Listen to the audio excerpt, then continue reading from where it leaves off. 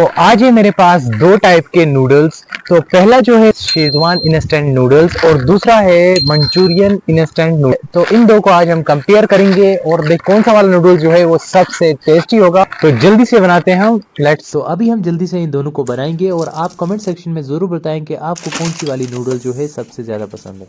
तो ये हमने दोनों नूडल्स जो हैं वो रेडी कर दी, देख सकते हैं। अब इनमें तो आपको डिफरेंस खुद पता चल रहा होगा, कलर का डिफरेंस बहुत है। तो अब हम इसका टेस्ट करेंगे।